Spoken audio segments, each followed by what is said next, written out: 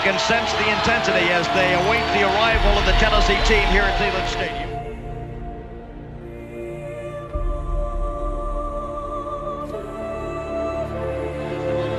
The number one undefeated Volunteers prepare to race onto the field. Everything is riding on this football game.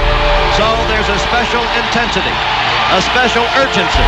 Here come the Volunteers. Wherever you listen throughout the world, it's football time in Tennessee.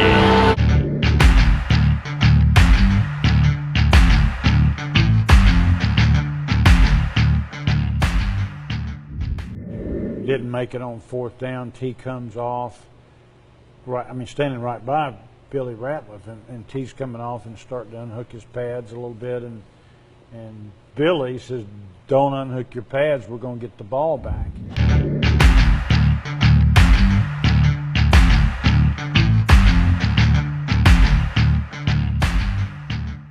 Second down and 11 for Arkansas. 1:47 remaining. One timeout left. Call it 12 to go for the first down. Sterner lost the football! Oh my goodness! He stumbled and fumbled, and Billy Ratliff recovered! We made this play. Billy Ratliff knocked this All-American guard back into the quarterback. He stepped in on his foot. Quarterback probably made a mistake, not just falling on the ball. Billy not only knocked it back, but he got the ball back for us. So, how important was this fumble recovery? Well, it meant the season. You probably didn't know that at the moment, but it absolutely meant the season.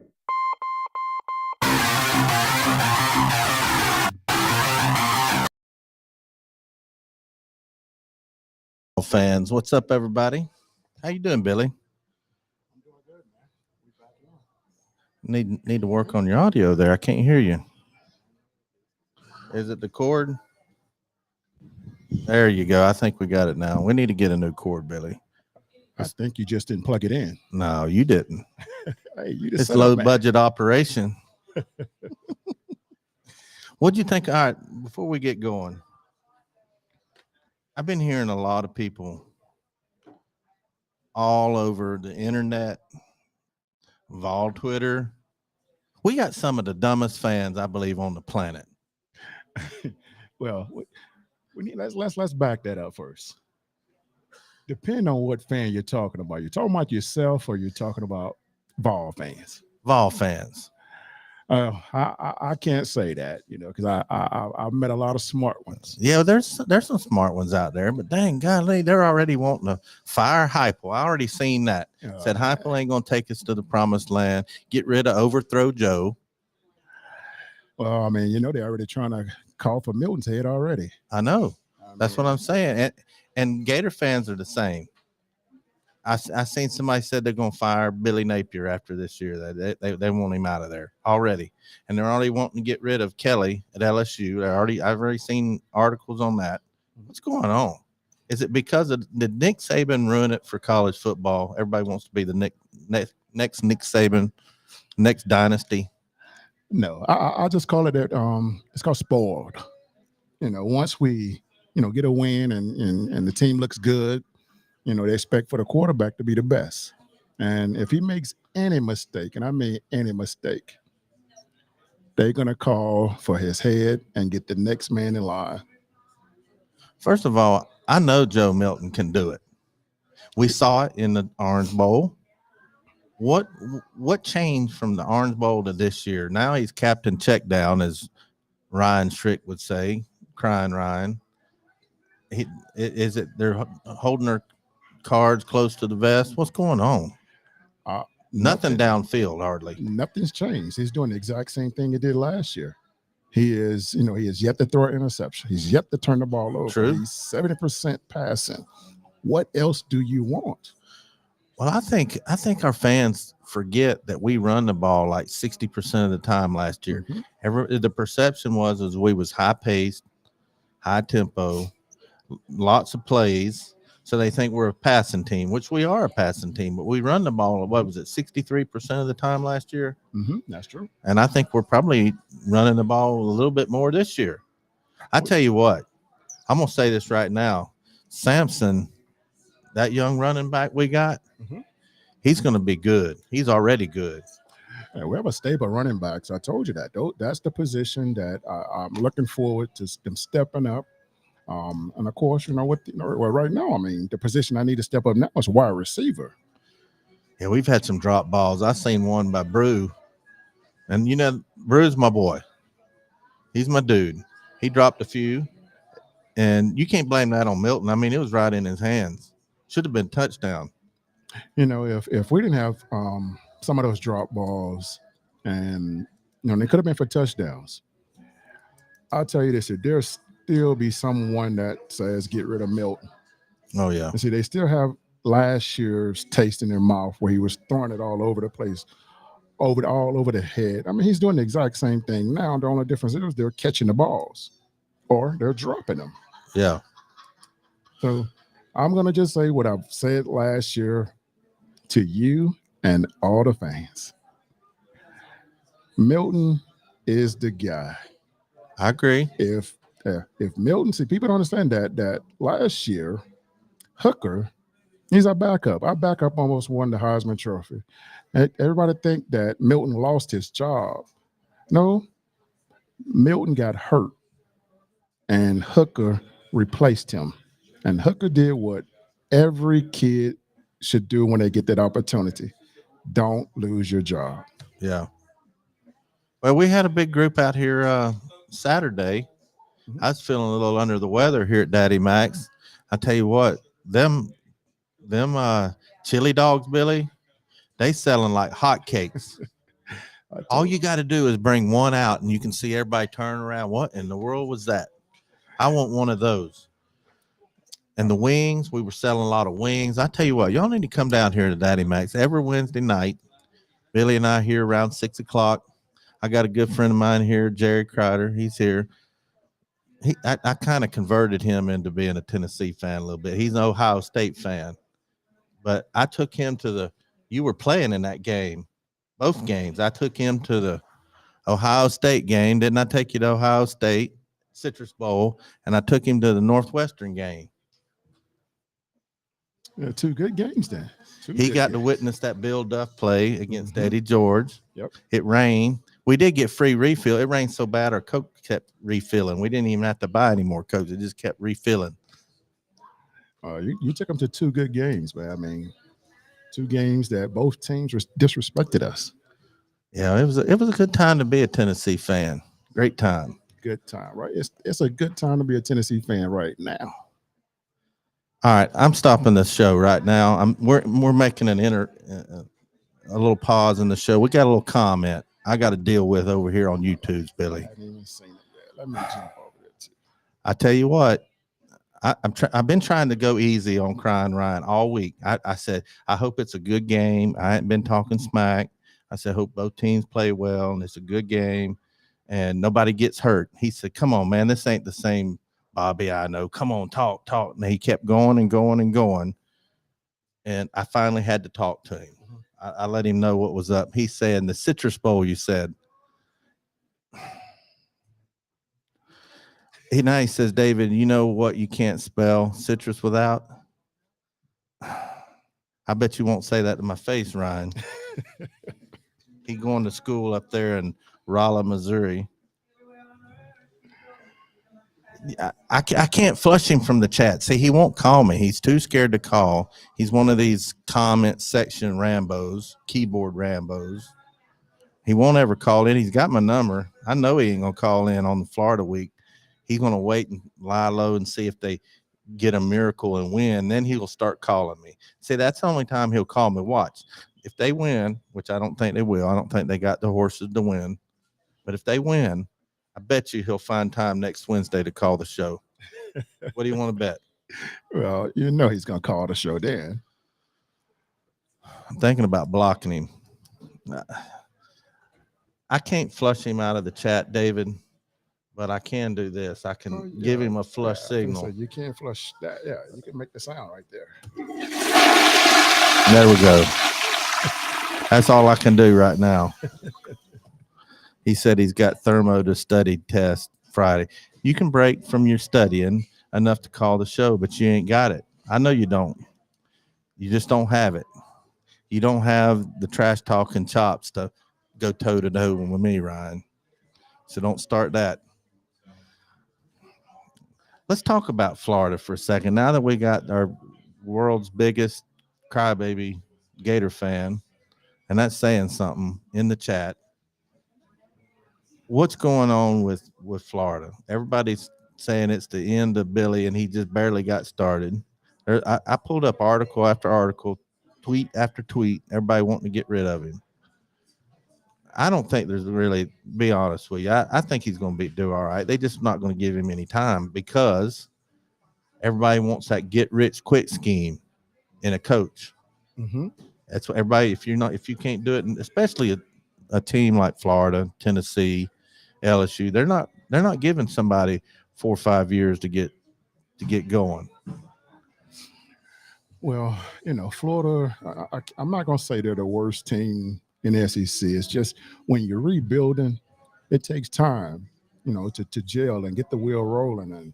And I think once those guys, understand the system that they're working on and buy into everything, Florida, they'll be back, man. They won't be gone long. It's just the coach that they got right now. I think the job is too big for him. I really do. I think I don't think he truly understand. I kind of call him a Kiffin-like situation where he got all the tools to do it, but it's going to take him a little bit more time to understand what he got. Well, I hope they fire him. I do too. I hope they fire him next year. Then they got to start. See, Florida is in the position we've been in. How many coaches have they had since they won their last natty? They're just turning them over and over and over and over again. And I keep saying someone is trying to sabotage them like they did my Vols. So their fans are getting antsy like UT fans have been. But I'm happy with my coach. We got us a coach. We got one of the best coaches in the country, and that just goes to show you what a difference between the Sun Belt and the SEC. It's a big difference. It's a big difference, man. I mean, it's why you think everybody want to come to the SEC. Everybody wants to be part of the SEC, and it's just a talent level. Huh? It's just a talent level. Of course, they had a good squad when Billy was there. I'm not going to deny it. Every now and then you'll have a good Sun Belt or WAC team or whatever. What conference is Cincinnati? They've had some good teams. What is that? The MAC or something? I don't know. What is Cincinnati? It's something. That was. It was. What was it like? I don't know why I keep want to say Conference USA. Yeah, I don't even know if does that even exist anymore. I don't know what made me think of that. Well, anyway, we got VFL Billy Ratliff, number 40, the greatest number 40 ever to play at Tennessee. Here at Daddy Mac's, got my buddy Jerry eating him a hamburger. How you like your hamburger, Jerry? All right, that was good. You hadn't even took a bite in it, and you're already saying it's good. Oh, I know it's good. Got tater tots, sweet tea. No, you got unsweet tea. How do you get unsweet tea, Jerry? We got us a crowd here. I wished I had my other camera going. We can show you the crowd that's going on in here. Well, we're going to have our regular co-host, Jeff Coleman, your teammate, going to be calling in a minute. He can't be on the show, but he can call into the show. He's hot about something. He hadn't told me what, but he's hot about something. We're going to talk about our picks. I did good on my picks. Hey, you did great on your picks. Got a Mississippi State fan. Oh, Sven might be liking me when I do my picks. Because didn't you pick LSU Mississippi State as one of our picks? I did it on purpose. I need a scoop before we pick, Sven. But type it out who I should take. I know you're going to say Mississippi State, but I need a good reason, like a real good reason, because I got a new betting system this year that I've employed, and I've been doing real good with my new betting system. So I need some advice, Finn. So you got 5 minutes to comment in the comment section why I should take Mississippi State, because I'm fixing to take them, I think. I've already got Ryan. Sven, Ryan won't even call in. He's scared. He says he's studying, but you can't tell me. I bet if his girlfriend would call him up, he'd take time for that phone call for 5 minutes, wouldn't he? But he won't call in because he ain't got enough oomph behind him because he know I'd bury him. I mean, I don't understand why he won't call, man. I mean, he has been on Tennessee head forever.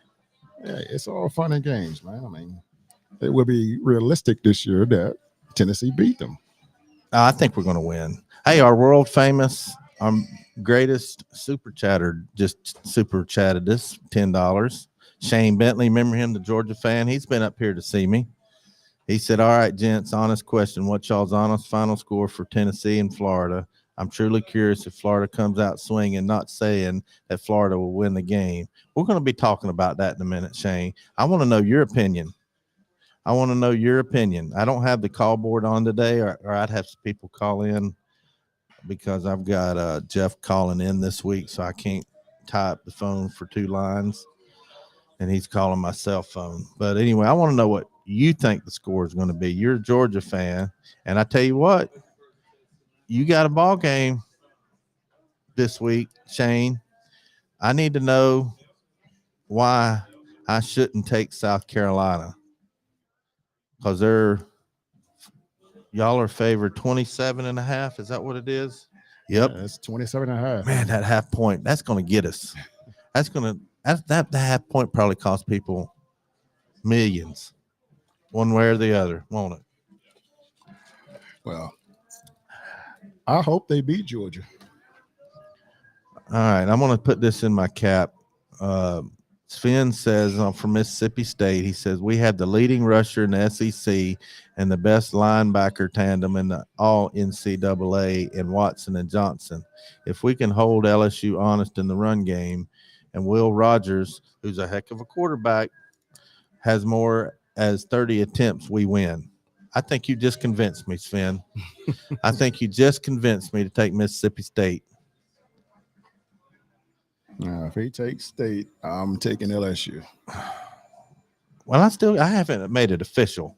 It's not official yet because we're not making it official till Jeff calls us. Let's see if he hasn't texted. He said he's calling in later. All right, here's what Shane says about the Georgia-South Carolina game. If Georgia doesn't open the pass game, it shall be interesting. At the same time, UNC got 9 sacks on Rattler. UGA's defense should do just the same or better. I agree with you 100%, but that 27.5 is a lot of points in the SEC. Where is that game? Oh, it's at Georgia? Oh. Wait a minute. Where was the game that a couple of years ago where South Carolina shocked the world and beat them? Where was that game? Was that in Georgia? Or was that South Carolina? I think it was at Georgia. Mm-hmm. I don't know. But I know Beamer was kind of hot after the last game, like really hot. Oh, me. Well, let's get into back to the wrapping up last week. What is your honest opinion? Did you watch the whole game? I watched the whole game. I mean, I went back and watched it on Sunday. What'd you think? I want honesty. I know you're a former player, so you're going to have a different opinion than most. You're going to give it to me honest. What do you think? Start with the defense. I don't have a problem with our D-line, but I think our DBs can't cover a cold. They did great. I think they did a good job. I'm saying to the second half when you put the third string in, and Austin P have their starters in. So I mean, it got a little even, and that's how they were able to go down and score and rack up some yards. Our first and second team, I think we're ready to compete. Play in the SEC and slow some teams down. I don't think we'll see those times where we are on the field all the time as a defense. We'll have some 3-and-outs because now we get into the ball. Defensive line getting tackles for loss, sacks. Heck, we're leading the country right now in sacks as a team and tackles for loss. Believe it or not. That is hard to believe. And I think we have 11 first 2 games. I'm gonna tell you what, Beasley and Barron, they're dogs. And of course, we're playing Austin P. It's in-state rivalry. Anytime you play any team in-state, they're going to be tough.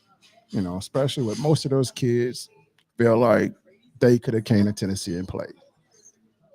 Well, if they could have came to Tennessee and played, they'd have been at Tennessee. Their reason, I'm not saying that they couldn't play here, but that's just how it works. Offensively, everybody's still talking about Joe Milton. I still want to ask everybody this question. What have Joe Milton done wrong to make you think that he can't do the job for this season? You're talking about a kid that has yet to turn the ball over. You can call him Overthrow Joe all you want, but guess what? He's getting the job done. I'll take him any day before you start to get everybody. Hey, I think they want you to turn it up. The speaker said can't hear you out there. There we go. How's that? Is that better? All right. And Joe Milton he's doing his job, guys. Like, I wish we would get off him until he does something wrong. The kid is playing his tail off. He don't go out there wanting to lose the game. These guys they train all summer to try to go undefeated, win SC championship. But they calling him Overthrow Joe. Now, they're telling us he need to take a little bit off his passes. But guess what? Let's say he do take a little bit off his passes. He throwing it perfect. Now he got that chance of throwing that interception. Overthrowing him where only his guy can go get the ball. I'll take it every day. So I don't want him to change anything. I think we have a good chance of going on and winning with this guy. Everybody always think the next man in line is going to get the job done because the first guy is not doing it.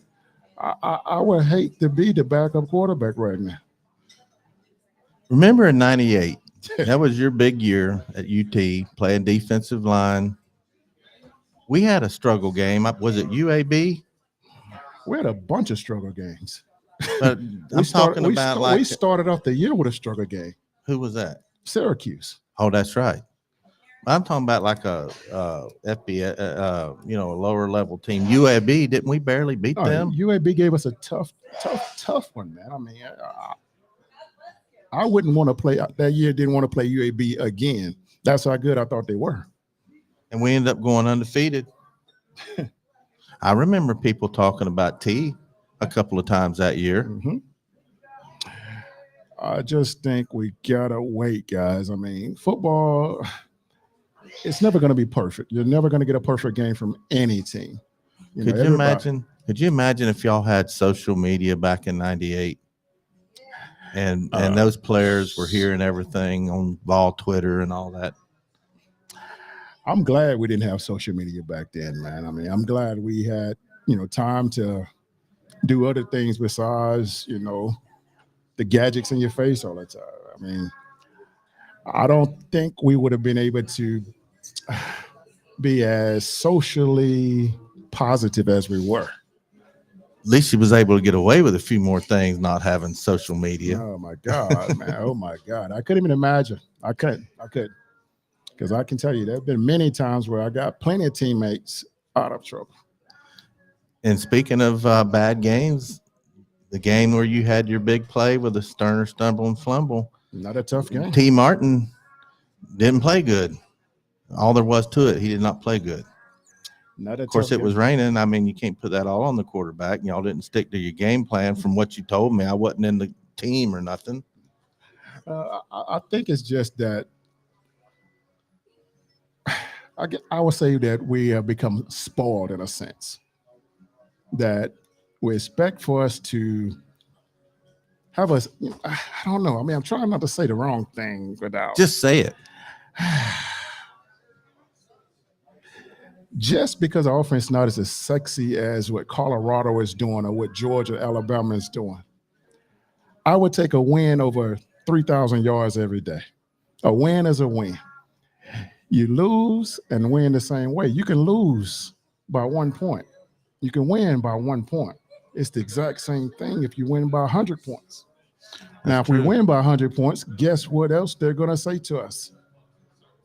They're going to say that we were very disrespectful. Yeah. Why didn't we put this kid in the game? Why wouldn't he do this? Well, you told us you wanted to see this kid. So I'm going to take the coaches. That's their job to put the kids in. I think they know more than we do because that's their jobs.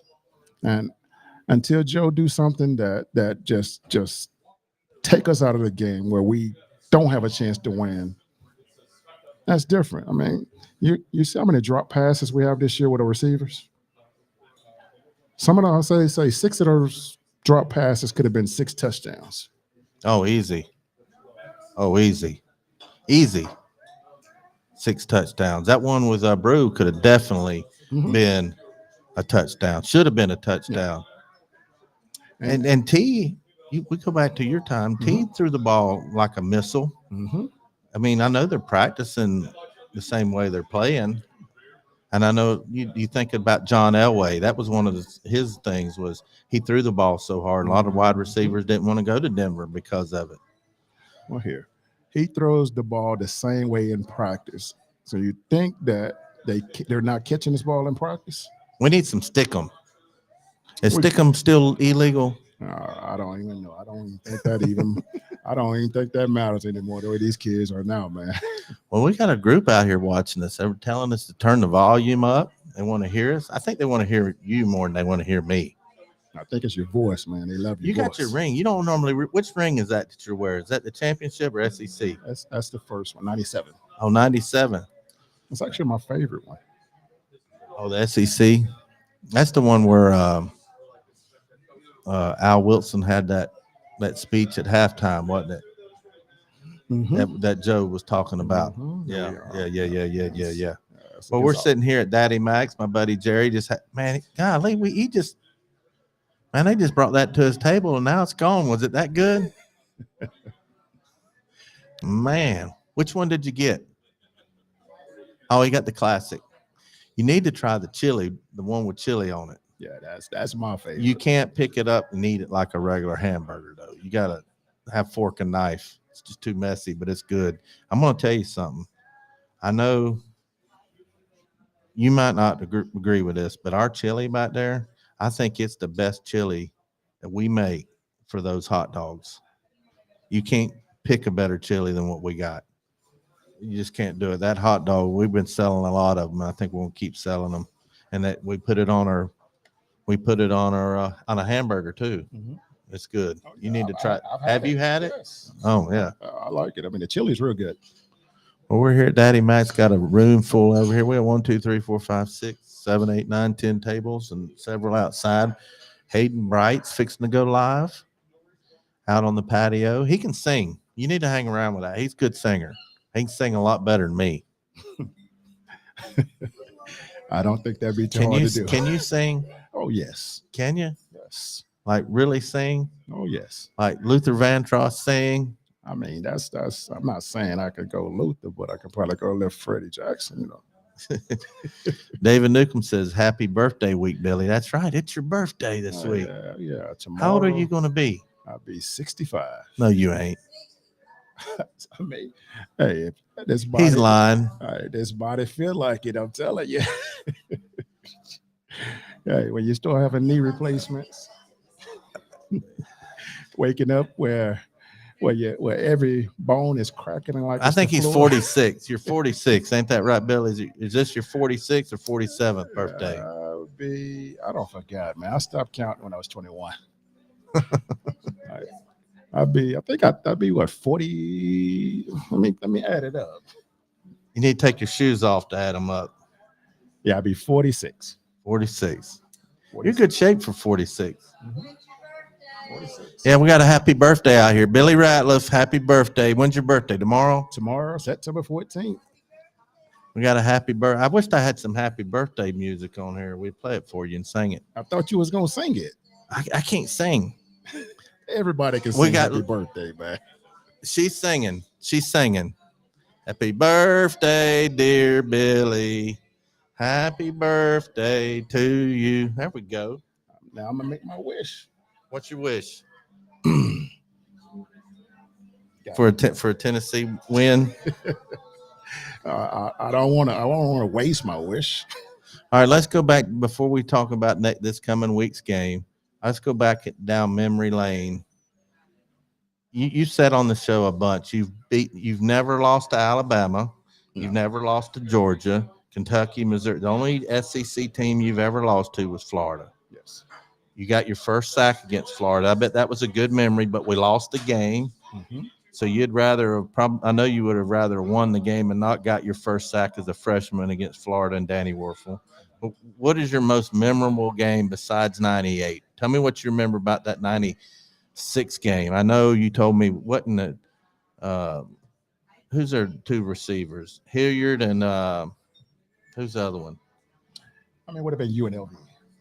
I'm talking about Florida. Who was the receivers for Florida that year? They had many receivers, man. Jaquez Green. Jaquez Green, that was one of them. Ike Hilliard. Oh God! Didn't you tell me that they used to talk mess on the side on y'all sidelines? Yeah, those receivers. So you see what his banner is at back here? Yeah. Let's say it was about 2 feet closer to you. That's the fans to our bench. Oh man! So they were right on you. Yeah. I bet you heard a few bad things, didn't you? Oh man, it was awful, man. I mean, you're talking about have to hold Al back like a pit bull, man. I mean, he couldn't sit right there because Al didn't. When it was game time, Al was exactly what he was. Al Wilson. You couldn't talk to him as a fan then because it was business. So you never know what he was going to say to the fans. Well, I know 97. I really thought we was going to beat Florida in 97. Do you remember that game? What do you remember about 97? Why did we? That was Peyton's last year. I thought this was going to be the year we finally beat Florida in 97. Florida just they had our number, man. They had our number.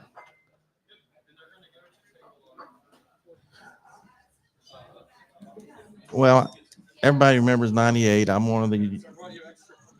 one of the hoodlums that went down on the field in 98.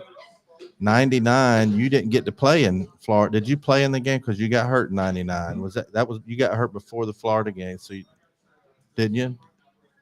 No, I played that game. Did you? Okay, it was the Auburn was after that.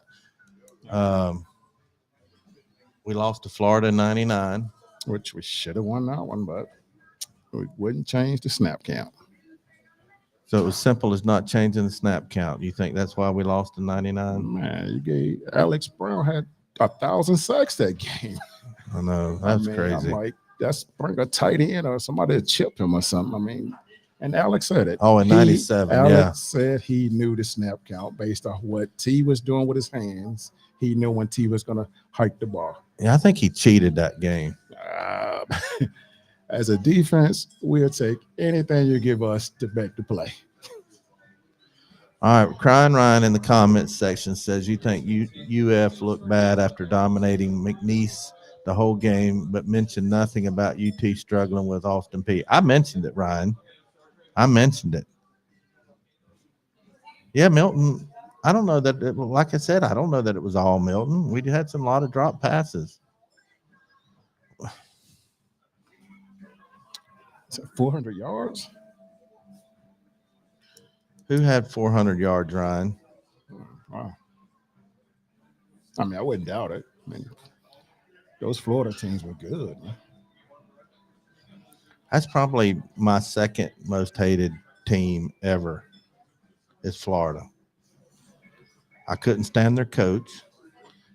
He yapped all the time. He said crazy things, had a lot of sound bites. You can't spell citrus without UT. That was some of them.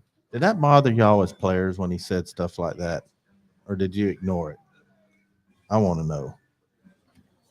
Did you ignore those Steve Spurrier quotes like you can't spell citrus without UT? Or did that bother you? Yeah, he started that. Did it bother you as a team? Not really. I mean, we just had to go out there and try to shut them up. That's the only way to do it.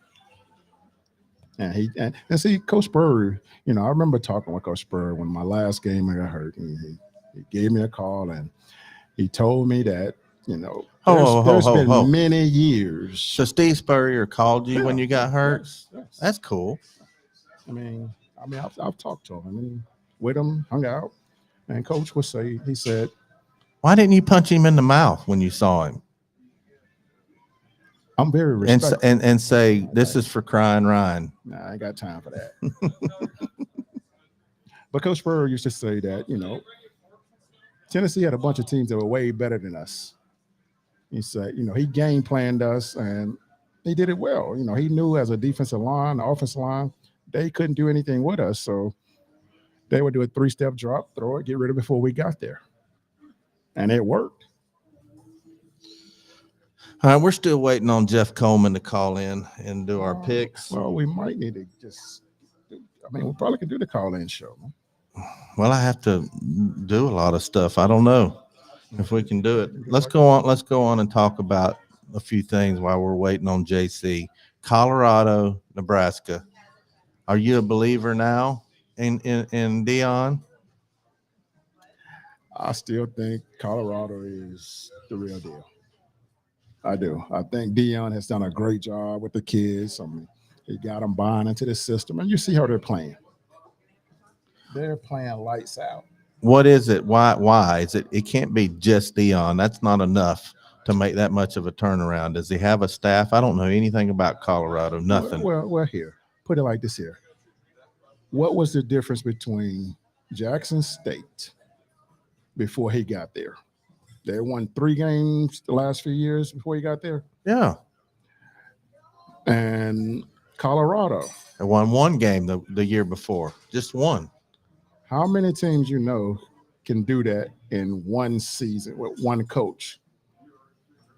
Yeah, but I don't think it's just Deion unless you're going to give him – you have to give him credit for putting together a staff. I think he's got a great staff, has to have a great staff. Well, he got Hunter to commit. Wasn't he the number 1 player in the country?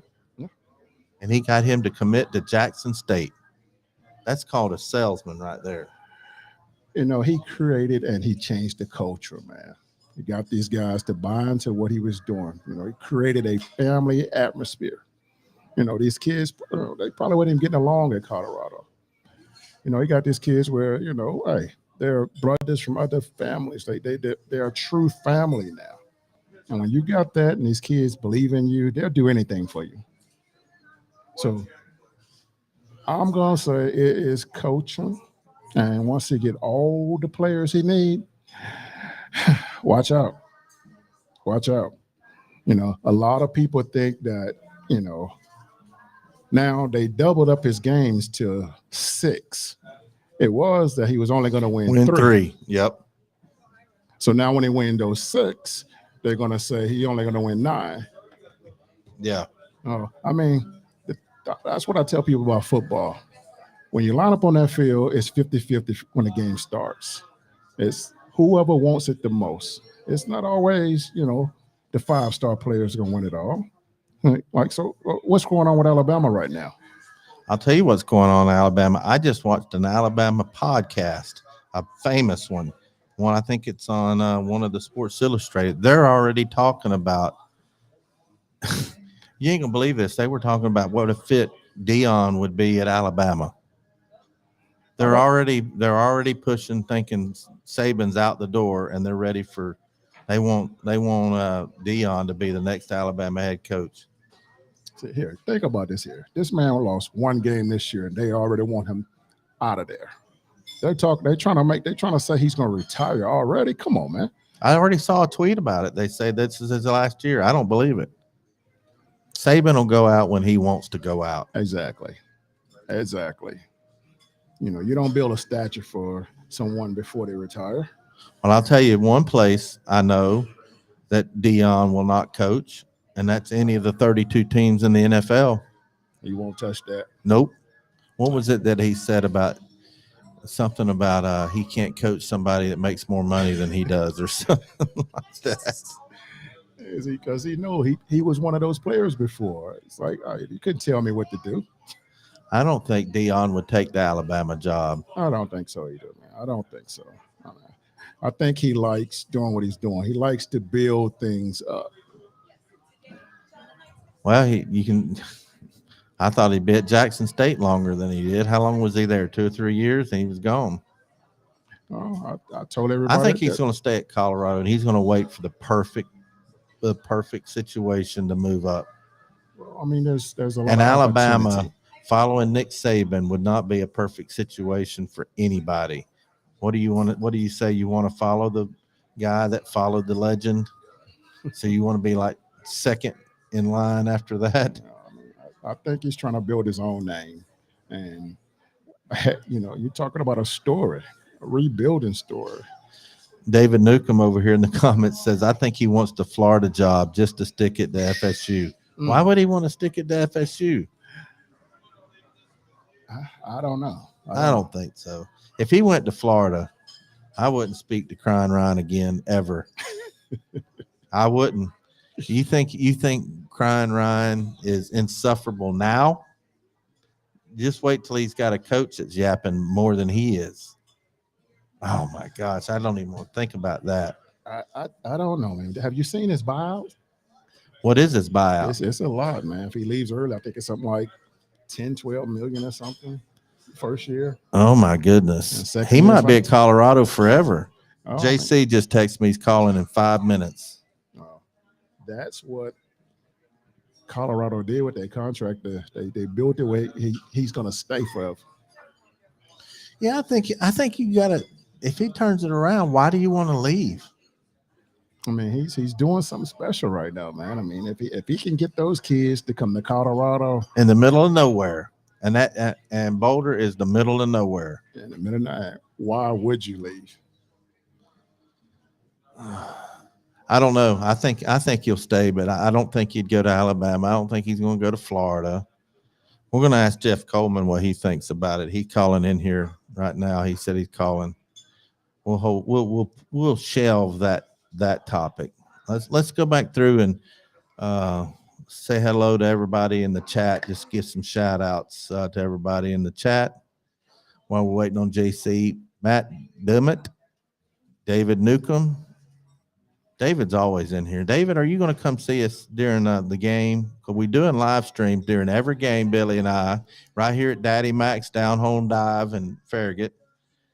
He's been to our live streams during the game before. Mm-hmm. Great Tennessee fan. Squid's in here. He's apologizing for not coming to do our production work. That's why I'm over here scrambling, because Squid ain't here.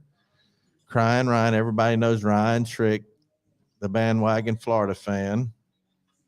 We got Shane Bentley, one of the best. Him and Killamime are great Georgia fans.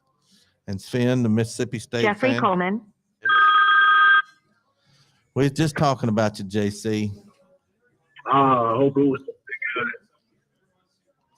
We were talking about Colorado and Nebraska.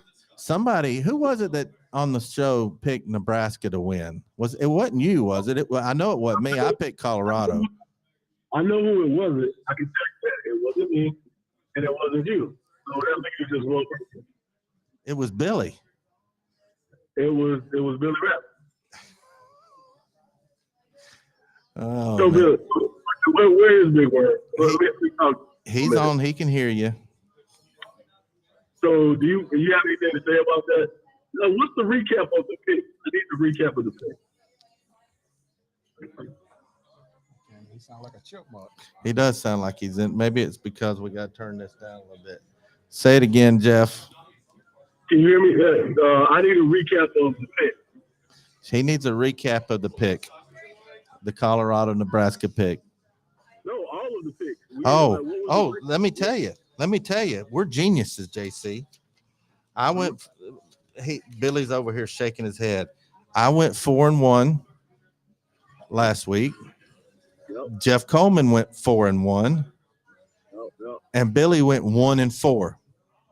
See, he said he was going opposite of me, and that bit him. My miss, Tulane, I should get a mulligan for that because their quarterback was hurt. A mulligan because their quarterback was hurt, was it? Tulane's quarterback, their starting quarterback didn't play. Oh, The Tulane game. yeah. Tulane should have. I mean, I didn't think they'd get beat like that, though. I mean, Ole Miss was not that much better than Tulane. So can you guys? Is my sound okay? I'm in the car, so that's why I sound okay. Can you hear me okay? Yeah, we can hear you. Okay, are we talking about Colorado, Nebraska details? Is that what we're talking about? Well, I was just talking about the Tulane game, the one game that you lost. Yeah, the starting quarterback was out. If not for that, I had undefeated weekend. The starting quarterback was out. That's his excuse. I picked Ole Miss. Yep. Yeah, I did. And I still, if Tulane has their starting quarterback, they win that game. Probably so. And Texas A&M, Miami, SEC took on the chin once again last week. SEC out embarrassing everybody once again. I picked A&M that week. I don't know why. I just don't trust Miami. That's why I took Texas A&M. I don't know why I shouldn't trust them either, because I was reading a stat where Jimbo Fisher is like horrendous against ranked teams, like horrendous. Jimbo is having a rough go of it, and I don't see that ending down at College Station. I don't know. I think he's done. I do not think Jimbo will be here next year in the SEC or any sideline. The only thing that saves it is the saving grace for a lot of these coaches, their buyout. To get, they have such a big contract, and they have these, if you fire them, you still have to pay them a lot of money, and then you have to try to get somebody else in. I know there's a lot of money at College Station, but at some point, they're paying all these buyouts. At some point, that adds up. So that's buying a lot of these coaches a lot of time. Well, I know, who was it? Was it Gus Malzahn that had a huge buyout and it took them forever to get rid of him? They finally had to pull the trigger on that. He is a prime example of that. That is saving a lot of coaches right now. Yeah. Oh man. So what is your over under? What would you handicap the wins? How many wins is Colorado going to get this year? I want to know, JC. I've got 8. You got 8? Yeah. I was hovering at 7 or 8. I'll honestly be able to say, I said this, I need to see them play. I need to see how they do against Oregon. And Colorado State isn't going to be much of it. So we're not going to find out much. I'm right with you. I'm right at 7, 8-ish. But I'm taking the under. You said 9? Did you say 8 or 9? I don't know what the over under is. I'm just I've got it. I'm like you, 7 or 8. I think I said that last week. Nebraska is a horrible team. I don't think you should judge Colorado's win based on Nebraska, how good they really are. I disagree with that. I don't think Nebraska is a horrible team. I watched them against. They were not bad. They started off strong against Colorado, and when I thought it didn't go the way I thought, but it happened the way I thought it would. They would fade in the second half, but they have a decent running game. They at least have an identity of what they want to try to be. That's a start. That's different than what Florida has. They don't know what they're doing down there, but at least he has some type of plan. I don't think they're terrible. I think they're gonna. But I looked at their schedule, and they are gonna struggle with like 4 or 5 games. I wouldn't call them terrible. I don't know. I guess I'm kind of pulling for a lot of the blue buds that's been around, like Nebraska, to get back in it, and like we're trying to get back in it. I just don't think that I just didn't like that hire for their coach. I don't like him. Well, of course, right after being in Charlotte and he was a Panther coach, I have everybody here hates him. And I tried to tell they were like, oh, he rebuilds programs. And I said, if you look at where he's been, what did he actually do? I think he's one of these. I hate to use that used car salesman term again, like I used to dabble, but he's like Butch Jones to me. He he talks a lot. He does all this moving his hands around, and he hasn't actually done anything. So we'll see. I didn't like the hire, but I don't think they have a bad team right now. I don't know if he hasn't embraced to what college football is. He don't embrace free agency. I don't know what it stands for. He didn't embrace free agency like he should have. Yeah. Well, Nebraska's a great job. I don't know why they can't find a coach. Well, Scott Frost didn't leave it in great. Sometimes you don't want to come in behind what the mess that some other coaches leave. Scott Frost didn't leave them in good shape. Yeah. And I thought when they first hired him, I thought that was a great hire. I thought he's gonna bring them back, and he didn't. Man, that was probably one of the biggest disappointing coaching jobs in a long time that I can remember. Yeah, I didn't see that one coming. I'm like you. I thought that, okay, he did, but that also sometimes you get in waters that you're not ready for. Where he was doing a good job.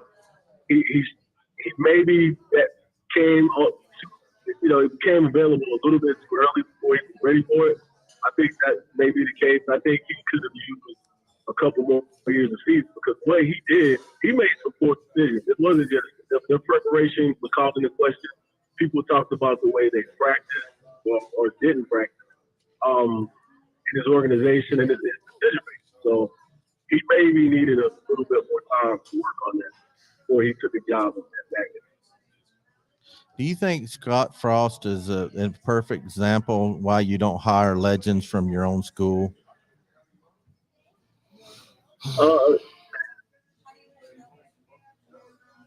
That's a tough question because it's a really tough question because I will say there's extra expectation from the fan base on you. It's harder, and I know I heard the undertone. I heard the T. Martin undertone when you asked that question. No, it was Peyton. I was doing it for everybody wanted Peyton. It wasn't the undertone of T. I didn't even think about it. But now that you mentioned it, let's talk about it. Peyton doesn't coach though. Peyton, but that's never really been an option. And Scott Frost actually paid his dues, coached, actually had experience. The better example is T. So, and that's part of what. And if you look at his situation, that's what I mean. Like there was a mess that was both times he was up for, or people talked about him getting a job. There was a mess there, and people walking into that would have been tough for someone. Everybody knows that everybody is a champion, and it's tough to come back to where you played with the expectations that people have. And also, there is a segment of people, let's be honest, that really still never fully embrace Pete and where they're going to actually give him a chance. So you have all these dynamics to play when you bring somebody back in that was late in school. Billy showed me the buyout for Dion. Oh, man. You know why? I think T would be a great coach. You know why I would not be like thrilled for T to be our coach is because I don't want his legacy tarnished. I like the way it is. You know, we got a statue of him, even though Billy went down there and unveiled his statue and looked really, really good. But Billy looked kind of, I don't know, he didn't seem real happy. But I don't want his legacy tarnished. I want our fans to remember T as a great. You know, I just don't want that to turn, and it can be so easy for that to happen. You know, if you don't win, then that's what they remember. we're going to be completely transparent and honest today. I heard what you said, but there's still, and Billy knows this, and I don't know how much he's going to, I'll say it. There's still a lot of people in our fan base that they don't give T his just due. They do not speak of him as highly as they should speak of him. They don't revere him as much as he should be revered. And if he had gotten that job, if he had a 7-6, or if he had some of the years that some of these other coaches had, they would have been calling for him to be gone after one season. I honestly believe that. I'm good for him that he hasn't been put in that position to have to deal with it. I know he's happy where he is.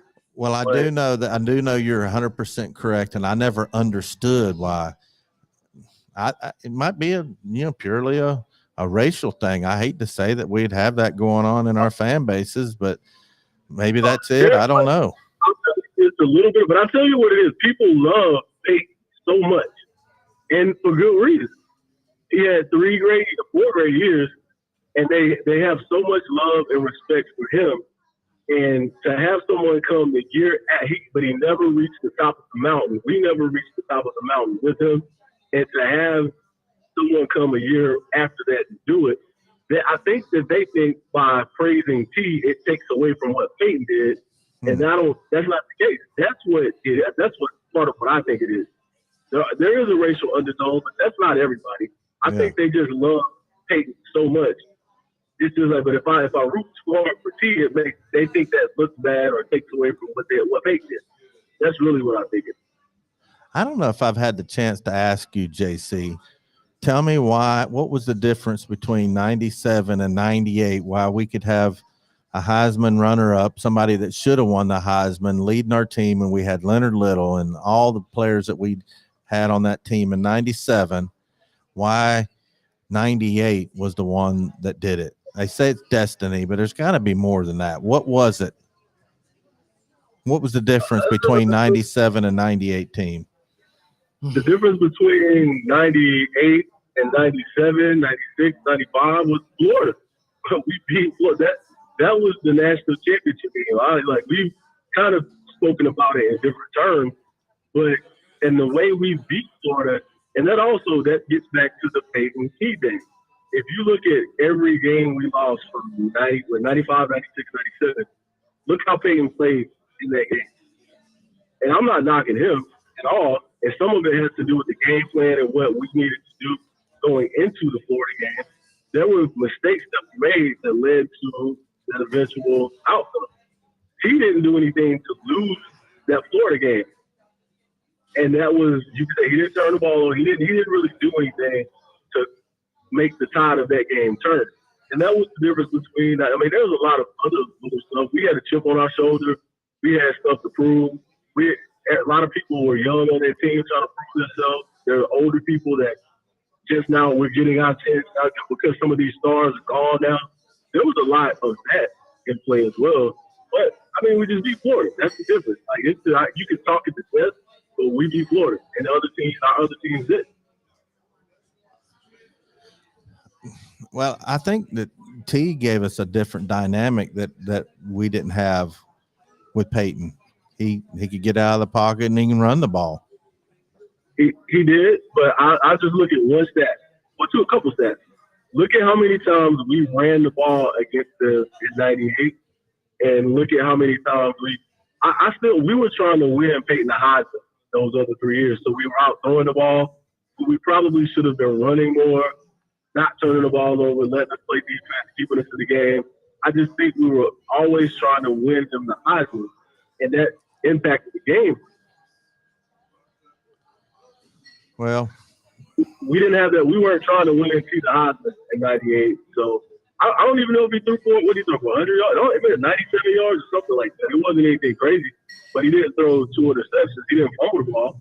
He didn't put us in a bad position at any point in that game. Sometimes that's all it takes for you to win is not putting you in a bad position. That's right. So how much you just said something, you had a chip on your shoulder. I remember talking to Billy privately one time, and he said Al and them were ticked off when everybody heard that. Was it Coach Fulmer or somebody said that they didn't expect us to win but 7 games or 8 games or something like that, and that made everybody mad? I've told you that before because he had that back to the senior meeting before that season. And I told him, we talked, we had a event earlier in the year, and I told him about it again. And every time I talk to him about it, he inches up the number of wins he said we would have, but I know what he said. I know exactly what he said. We had just lost all those guys, all those stars. And then I looked at the schedule again, so the younger me would get ticked off about it. But then I look at it, we opened up the season against Syracuse and Donovan McNabb. We had to go to Georgia. We had to go to Auburn, play Florida, who we hadn't beat in a long time. We had a tough schedule. So now the 47-year-old me sit there listening to him say, we may go 7-4, 6-5, or we struggle to win 8 games. I understand how you can say that at this point, but we didn't like it at the time. And that stuck with us. Anybody who sat there and heard that never forget. Well, I got to be honest with both of you. I remember that off season, and as a fan, first of all, I never thought 25 years later I'd be good friends with two big legends. But anyway, it's beside the point. I didn't think we were going to. I thought it's going to be rebuilding time. We'll win 7-8 games. That's what I thought in off season. Be honest with you. We started off the season ranked 7, like the highest was 17 in one fall. We were lower than others, and people thought that was too high. Like, how would they even rank number 17? Like, that's what people said. Again, now it makes sense. But when you're in the moment and they're saying it about you in the moment, like, you're gonna do something about it. Like, okay, we understand. But yeah, everybody had heard that and spread that word, that chip on their shoulder. And even Coach Heuple, now he tries to say that he said it to motivate us. He meant it. He wasn't. That wasn't a motivation tactic. He meant it. All right, I'm going to ask you what I asked Billy before we get into our picks. What's the best memory you have as a player against Florida and the worst memory? Well, I'm going to start with the worst. That was easy. My freshman year, 95, and we went down there and we started off the game on a high note. I thought we were going to go into the half, probably up by 10, 14 points. We fumble the ball, they go down and score, and the floodgates open, and it was lights out there. It started raining, and they started raining points, and it just didn't stop all that. That was the worst Florida memory. The best Florida memory was obviously 98. I'm trying to pick the part of 98 that was the best. There's two. Because I really, even when I see his face on TV right now, I don't like Jesse Palmer. I never liked Jesse Palmer. So getting a stack on Jesse Palmer, sitting there looking at his face, like squint up and just clench because he didn't like getting hit. I enjoyed that. But really the aftermath that happened down the strip, carrying the goalpost. The goalpost. I actually met, there's a friend of mine in Charlotte on the distillery who was part of that night. He had the piece of the goalpost that they took and cut up that night. I met him years later.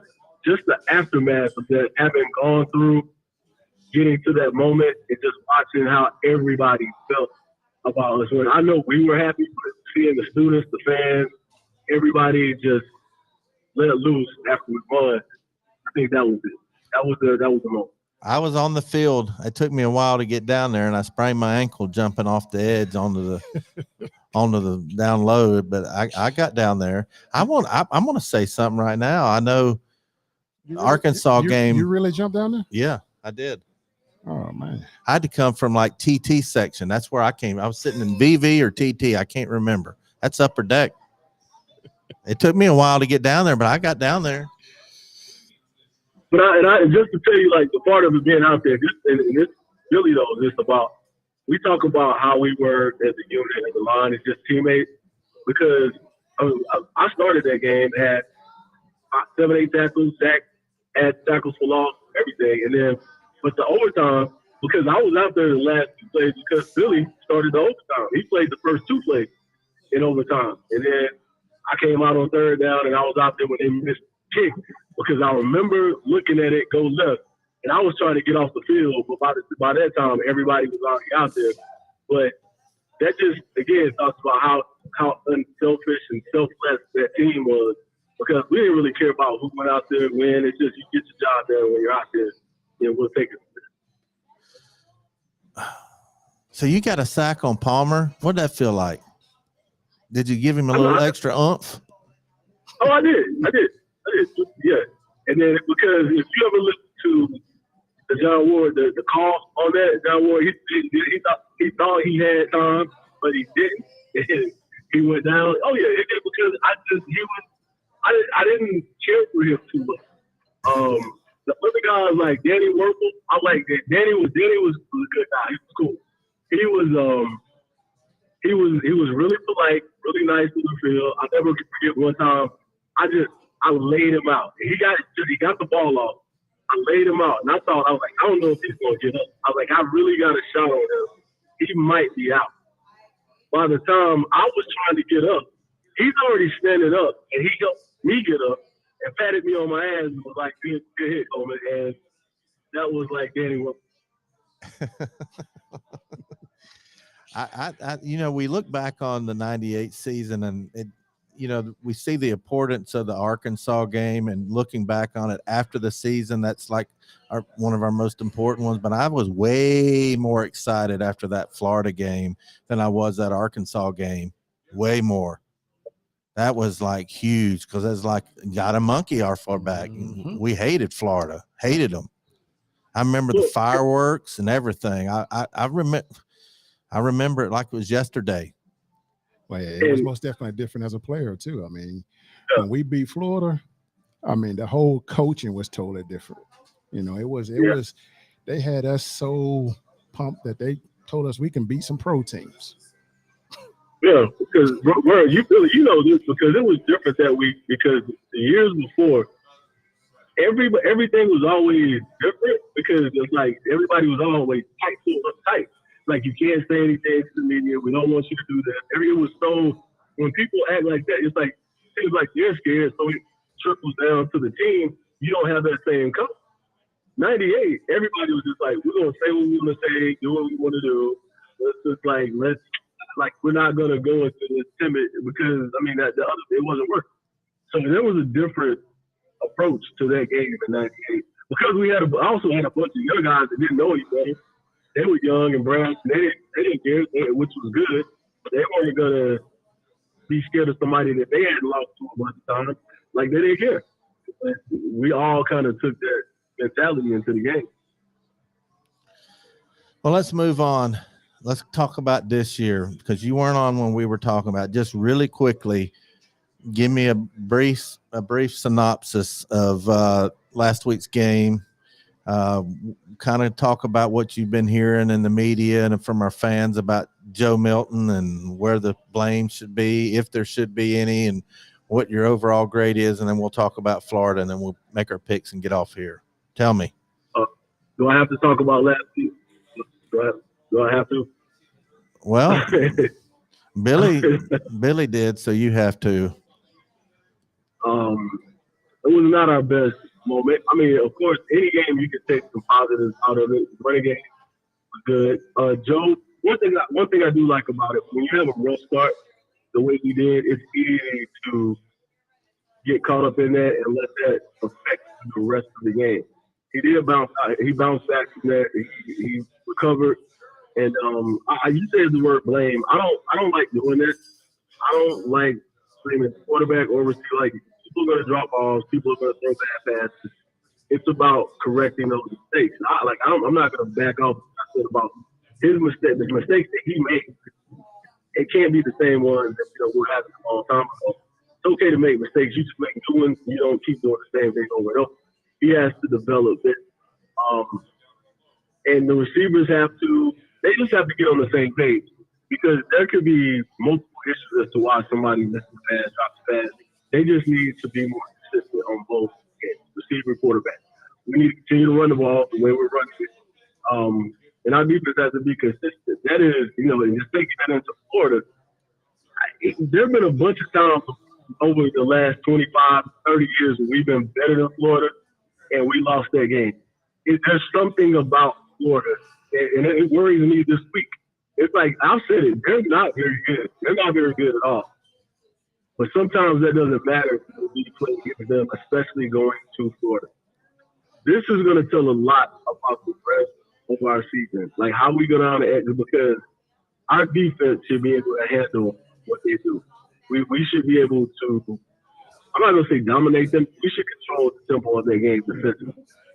I really how our offense executes and improves over what happened in Virginia and what happened against Austin Peay is going to tell a lot about the rest of our season, because we're heading into a really, really rough stretch of our season that's just going to make or break it. So the execution continuing to run the ball, fixing the mistakes, and getting right with the passing game. Again, I feel like our special teams, it's just, again, about going to Florida, which is a tough place to play, and we're going to be tested on a bunch of different fronts. And this is, again, going to tell a lot about our people. I'm curious to see going into a hostile environment, because if Florida gets up 7 to 10 points on us early in that game, that crowd's going to be rocking. And how do we respond to that? Are we going to be able to respond like we did with Alabama? Of course, we were at home. It's different. But how are we going to respond to a back and forth like that on the road in a big hostile environment? That's what I want to see. Yeah, and usually when stuff like that happens, there's guys who, you trust each other, depend on each other because you've done it before. You've been through this before. It doesn't rattle you. So you do what you need to do to execute to weather that storm and get back in the game. We have a lot of new guys and like different guys, so they don't have that experience yet. And that's not to say that it can't be done. That's how you force this. This is one of those experience building moments that they can take. So that's what I meant. Like, you get tested in this game and you bounce back and you execute and you weather that storm and you come out on top. That you remember that later in the season when you play these other games that are going to be tough. So this is one of these opportunities for them to just have one of those building blocks for the rest of the year.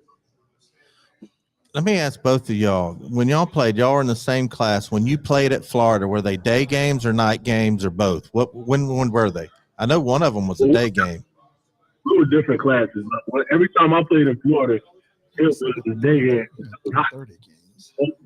Every time. Yep, 3:30. Is there really a difference in Florida? Like they say, you can't go to Death Valley and win at night. I mean, is that the same thing with the Swamp? No. Death Valley is totally different. Why? I don't understand why it would be different. Here, I'll give you why. Death Valley is basically what it is.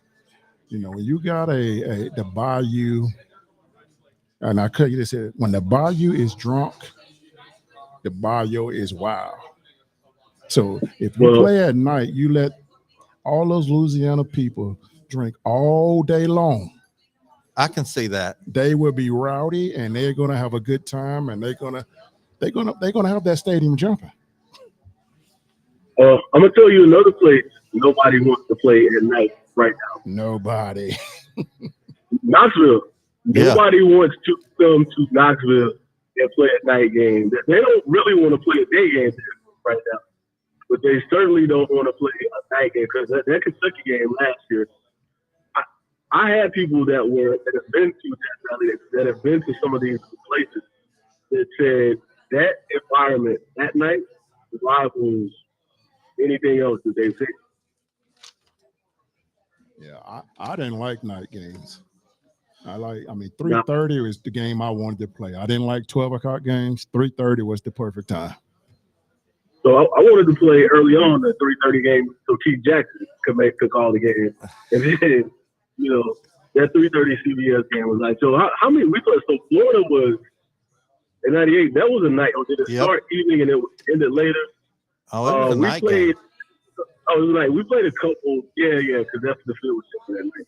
We played about 3-4 night games that season. Yep. Yeah. All right. You hear, I want to know, see, JC, I think you're kind of the brains of this operation, this trio. I'm not trying to get you.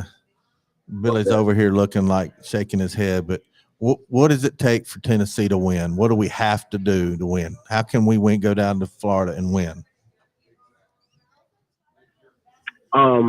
That I kind of touched on it earlier. With our defense has to continue to play the way they played for the most part the first two games. Florida's offense, again, they're not very good. I don't know what they're doing on offense, so we can't let them find whatever it is they're looking for this weekend. That'll give us So that gives us a little bit more room for error in what we're doing on offense. We can't get into an up and down.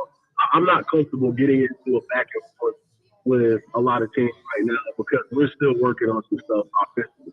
So defensively, they have to just be dominant and control that line of scrimmage and control the game defensively. Offensively, I use this word a lot. I've used it these last couple weeks, execution.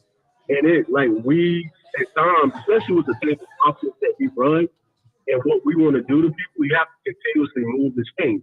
You can't run up tempo at any point if you're not getting first down, if you're not moving the ball, if you're not, inconsistent. We staying ahead of the chain. I like what we do as far as running the ball, staying ahead of the chain. I think we probably need to run it a little bit more. We should run the ball 40 times a game, at least 40 times. Jalen and Jabari should at least get 15, 20, 18 to 20 carries, and Dylan should get 10, 12 carries. We should run the ball around 40 times a game. That opens up play action, that is built for what Joe does. Putting Joe in a play action situation where he can get somebody beat, where he does it, where the safety is already up, that is just a dream for him. It just but he has to move the chain. I feel good we're gonna run the ball. He has to move the chain and make and they have to catch the ball. It's the simple things. It's a simple game. You tackle people, you block people, catch the ball, you run the ball. You execute. It's a really, really simple game when you break it down.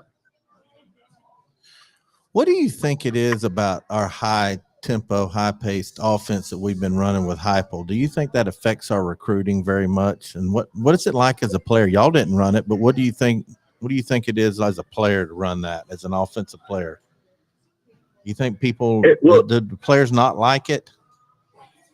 So it impacts the defense too. That's a really good question because early, and I'll start on the other side of the ball. Early on, coaches would use that against us with recruits, saying he's putting you out in the field, they're tiring the defense out. That's the negative. But if you think about it, as a defender, that's more snaps for me to play. They're going to need more people. They need depth to play. So as a defender, I have more opportunities because we're out in the field, we're playing a lot. That's more opportunities for me to play. And that's the same thing. Because if I was an offensive player, any offensive player, a receiver, anyone in the offensive line, because you see what Wright did last year, I would look at Tennessee. They would be in my top 5. I would at least give them a look if I'm any top offensive player in the country. So you're saying it helps offensive recruiting and maybe hurts defensive recruiting. Is that what you're saying? No, it doesn't. I think it helps defensive recruiting. Coaches used to try to use that, opposing coaches used it as a negative, but it really backfired on them because once you have kids that get conditioned to doing that and you build depth, that's just more opportunity. That's more plays in the game for you to play. If you're playing against a team over there or if your offense is just slowing down, ball control, killing the clock, or run out the clock, you don't get as many snaps to play defensively. Why would you want that? Give me more snaps and give me more opportunities to play. I can see that. We build such a big lead on teams, and it puts them in passing situations, and they start getting out of character. Like our offense does a lot because it makes people go for it on fourth down. They try certain things because they're trying to keep up with what we do. It puts them in bad situations, and that helps you as a defender. Well, that definitely sounds to me like it puts a premium on having depth on that defensive line. Absolutely. Because you see that first year, you can see we weren't built defensively to support that. And we tired out a couple times. And it was a rough adjustment. But just like anything else, we adapt. The kids get in better condition. They get conditioned mentally for it. But you also get more depth. You have more guys. You can roll guys in. You can go 2-3 deep on the line on that side of the ball. So it shouldn't be a problem. These kids are 18, 19, 20 years old. If you have 10 guys on the 10, 12 guys on the defensive line playing 30, 35, 20 snaps a game each, you shouldn't be tired. There's no reason for you to be tired. Well, do you have anything to add to that, Billy? What do you think about the high tempo? Would it have affected you as a defensive player in recruiting back then if we would have played that here? It just depends on what scheme you're in, man. Like coming out of high school, if you run that type of stuff, that's what it all boils down to, man. For as me, I wouldn't have liked it because, I mean, at high tempo, I mean, you got to be in shape, man. You know, and the way that I think we'd have been okay with it the way we did it back when I played because y'all had depth. We had plenty of guys, and that's what I was gonna say. Well, you go 2 weeks, that's 30. That's 40 steps. You can play 40 steps. You know, and see, we were built for that kind of stuff. We was ready for anything. You know, if it was high tempo, and we knew what guys to have in the game in case we had that situation. You know, Jeff is going to be starting. Darwin's going to be starting. Like, let's say if we was playing against our offense, Darwin probably would have played 2 plays and come out, even though he wouldn't want to come out. Yeah, he wouldn't have. Yes, but, you know, Jeff would have been 4 plays. And then, you know, if we probably would have slid Jeff over, and I came in, and Jeff would have had 1 more play. I got 3 plays. I'm tapping out. We rotated so fast. Like Coach Brooks didn't rotate us. We rotated ourselves. You know, we get tired. That's when we came out. It wasn't when we got beat up. When we got tired, we came out. We didn't say, hey, we're going 3-4 plays. You know, like me and Jeff gonna get 3-4 plays. He coming out. I knew that. Look at me, and he knows I need to come out. He just started tiptoeing out of the field, and I'm coming out. I can look at him and know, all right, it's time to switch out. We developed that kind of rapport. Like, we know when it was time. You know, and that's when you get, you know, to the point where you're a developed group. You know, we played together a long time with each other. We read each other's minds. We kind of knew what was going on all the time. You know, you always just have that one person that just didn't want to come out, and that was Darwin. Darwin would be out there tired as I don't know what, like he was on a desert. And he still wouldn't come out. You know, Coach Brooks would almost have to go get a record of coming out. Get out, Darwin. Come on, Darwin. He wouldn't come out. You do a good. I like your imitation of Darwin. Tell me what he would say, and when, like in the Arkansas game, you imitate Darwin really good, Billy. I mean, everybody imitate Darwin good. Come on, imitate him now for everybody. Let's say he didn't want to come out. Come on, Coach, man. I got one. He'll be pointing silent. I got 1 more play, Coach. 1 more. 1 more, Coach. 1 more. Like it was always 1 more. He always wanted 1 more. He'd be tired as I don't know what. Yeah. You know, he was set. Trying to play his stats. So he was getting ready for the draft. All right, we got to make our pick'ems and get out of here. Billy, I let Billy, since, you know, I'll let him pick out 1, 2, 3, 4, 5 games. We're going to do 5 every week. 5 every week. The first one, JC, is Kansas State, Missouri. Kansas State is favored by 5.5. Where's the game? At Missouri? Yeah, at Missouri.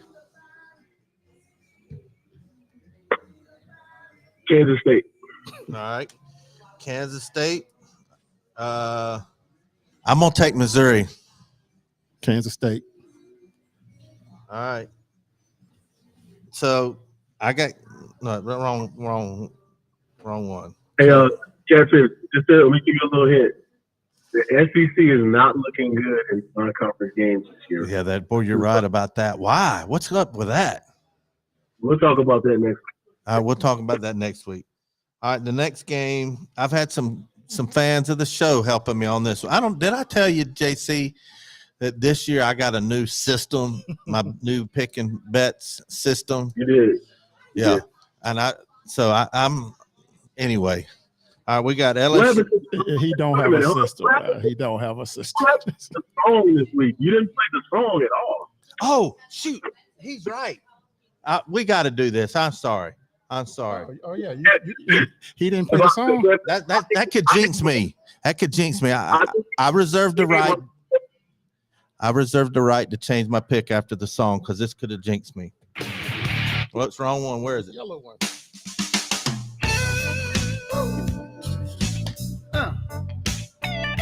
a shame. All right. My lady at the casino, she lost all her money. Sing, Billy. She said, don't feel sorry for me. No. Don't feel sorry, honey. All right. That could have jinxed us. All right. Do you want to change your pick now that we played the song? You sticking with Kansas State? I'm sticking with Kansas State, but I should have told you, let me get my theme music, like Dion's, like Prime said. Let me get my theme music. We do need to get you some theme music for when you come on the show. Send it to me, and I'll put it on there. He probably We'll work on that. Probably gonna sing you like some Ghostface Killer or something like that. Well, and I like when you roll credits, I need my production credit for reminding you I about. already know you, JC. Who was the best singers on the team? I know Antron could sing. I heard Ron Green could sing. I heard Al could sing. Could Al Wilson really sing? Ron, let me do this conversation really quickly. Ron Green was the best singer on the team. Everybody else was just the end of that conversation. Oh. No, Jermaine could sing. Jermaine Copeland can sing. Jermaine was all right, but he wasn't Ron. No, you know, he didn't ever have that role though, man. You gotta hear him, man. I mean, he comes, his background is singer from churches. So. He's enough for his own roommate. I hear you. Well, I know he could dance because I've seen him dance in person up at TAP. That ain't dancing. All right. Hollywood. So, I'm going to stick with my picks. All right, LSU, Mississippi State, at Mississippi State. I got some inside information on this one, so I'm picking last because I can't let y'all have my information. And it's 9.5 point favorite, LSU, at Mississippi State. All right, LSU. What about you, Billy? LSU. All right, I'm going Mississippi State. I'm going to get out a big lead right here. All right. Next one is Georgia, South Carolina. All right, you got Georgia. 27.5 points. That half point's going to get a lot of people.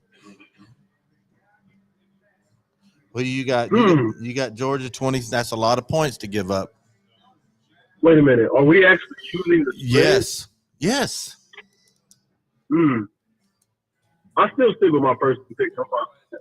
27.5. I'm taking South Carolina with that. I'm not giving it 27.5. I'm not giving anybody that. South Me Carolina. too. I'll take the 27.5. Yes. Yep. All right. Colorado State. Colorado favored by 23.5. I didn't hear. Oh, he said Georgia. Billy took Georgia? Yeah, he took Georgia.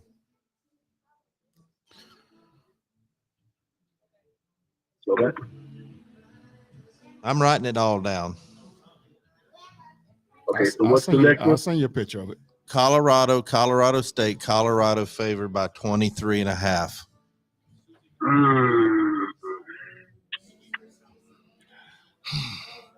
It's a lot of points. When you get over 20 points, I start to. But this is good. I'm going to contradict myself. This is a conference game, right? No, it's a non-conference game. Colorado State's the big West, Mountain West, or whatever area. Colorado Pac-12. I'm actually going to take Colorado. I'm going to take Colorado with those because they're trying to prove a point right now. So I'm taking Colorado. Billy? I'm going the opposite of you. Well, no, you got to go first. I don't need to see. I'm going to say Colorado State because of the points. The defense really hadn't really shown me that they can like just shut them out yet. Nebraska kind of shot themselves in the foot. I don't think no one will stop Colorado from scoring. I don't care who it is. So I'm going to take the points right there. I'm going to get out to a huge lead. I'm going to this is going to be over with after like 3-4 weeks. I'm going to go Colorado. Yeah. All right, last one. I'm taking the Vols. I'm the last one. I always hate putting money for or against Tennessee. You can't ever predict them. The Vols are favored by 6.5 at Gainesville. Who you got, JC? Tennessee. Vols. Billy's got All the way. Vols, and I've got Vols. Because, Ryan, that we ain't coming to good. town. Crying Ryan, we're coming to town. We're going to Gainesville, the worst stadium in the SEC to play. I hate it. It is. So take a picture of that, Billy. All right, we're going to get on out of here. Thanks, JC. We'll talk to you next week. Same time, same place here at Daddy Mac's Down Home Dive, Farragut, Tennessee. Billy and I is fixing to go eat. I'll have my ugly on camera next week. I'll have my bugs out on camera next week. I'll be ready. All right, guys. Thanks for tuning in. Go Vols. Wow.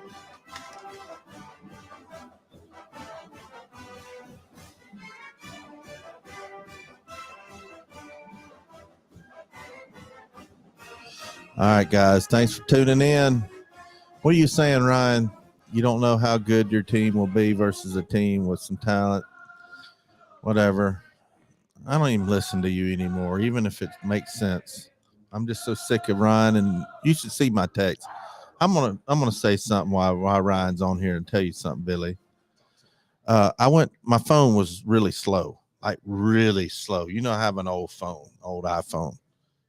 And I took it to Verizon, this guy that's supposed to be able to fix it. He comes back and he says, who's crying Ryan? I probably have 4 million. I hadn't been auto deleting my text.